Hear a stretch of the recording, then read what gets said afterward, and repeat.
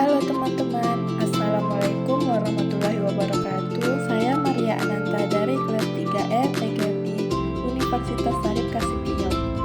Di video kali ini, kita akan belajar tentang materi yang berkaitan dengan PTKN, yaitu paradigma baru PKN MI SD.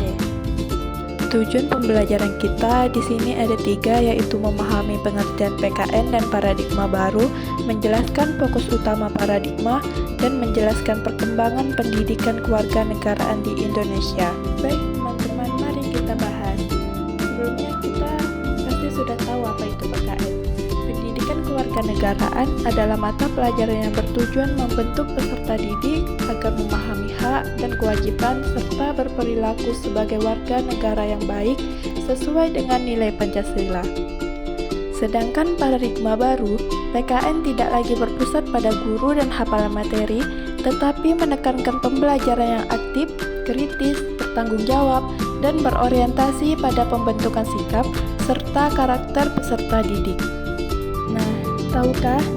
Paradigma baru PKN diwujudkan melalui 3 pilar utama, yaitu yang pertama ada civic intelligence, kemampuan peserta didik untuk memahami hak dan kewajiban sebagai warga negara, mengenal aturan yang berlaku, serta memahami nilai-nilai Pancasila dalam kehidupan sehari-hari.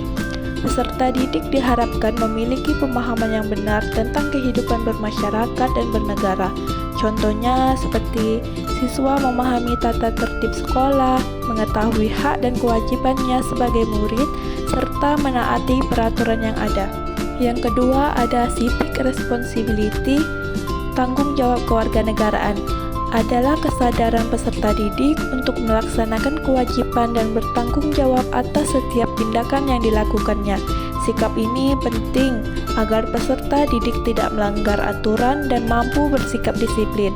Contoh dari civic responsibility yaitu siswa datang tepat waktu, mengerjakan tugas dengan baik, dan menjaga kebersihan kelas. Dan yang terakhir, civic participation, partisipasi kewarganegaraan, adalah keikutsertaan aktif peserta didik dalam kegiatan sekolah dan masyarakat. Peserta didik didorong untuk berperan serta dalam kegiatan bersama, seperti siswa ikut musyawarah kelas, pemilihan ketua kelas, dan kerja bakti di kelas atau di sekolah. Nah, setelah kita mengetahui 3 pilar utama tadi, sekarang kita masuk ke fokus utama paradigma baru PKN MI SD. Ini terbagi menjadi 4, yaitu pendidikan karakter, kedua sikap demokratis, ketiga anti korupsi, dan keempat perilaku hidup sehat, bebas nafsa, dan LGBT.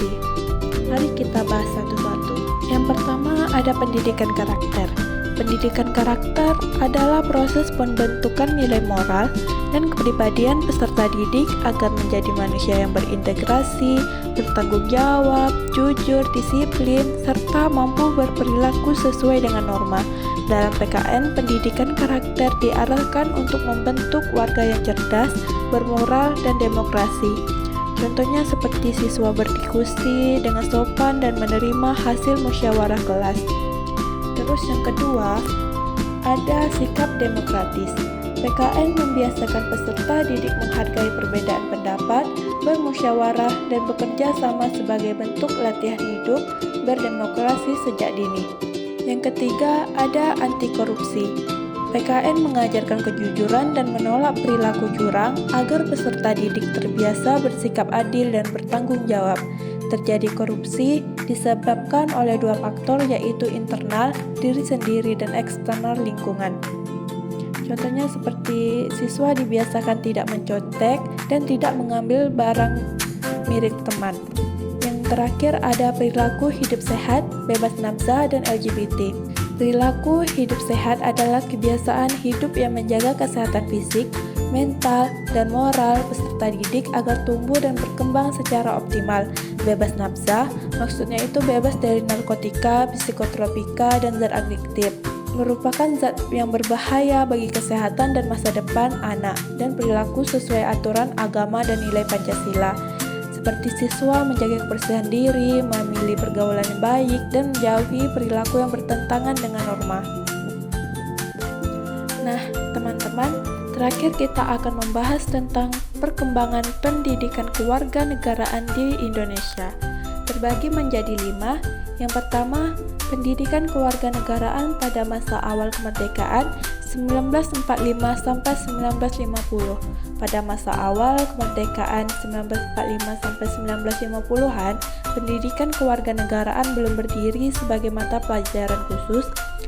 Materinya masih menyatu dalam pelajaran sejarah dan civic yang bertujuan menanamkan semangat nasionalisme, cinta tanah air, dan kesadaran bernegara. Yang kedua, ada pendidikan kewarganegaraan pada masa Orde Lama. Memasuki masa Orde Lama, pendidikan kewarganegaraan mulai diarahkan pada pembentukan warga negara yang setia kepada negara dan ideologi. Materi kewarganegaraan menekankan pemahaman Undang-Undang Dasar 1945, Pancasila, dan semangat revolusi.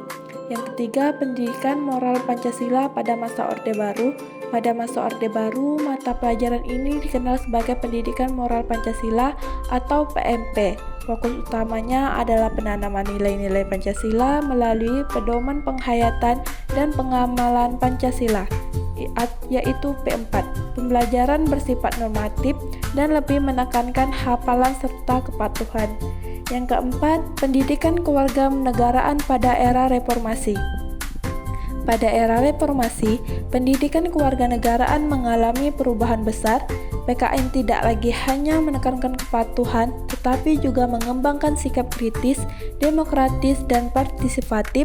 Materi mencakup hak dan kewajiban warga negara, demokrasi, HAM, konstitusi, serta keberagaman dan kehidupan bermasyarakat. Dan yang terakhir, arah dan perkembangan pendidikan kewarganegaraan pada kurikulum kontemporer.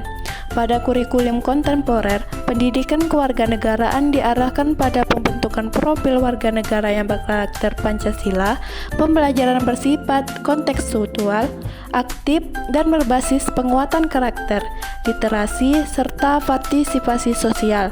PKN berperan membekali peserta didik agar mampu menghadapi tantangan global tanpa meninggalkan nilai-nilai kebangsaan.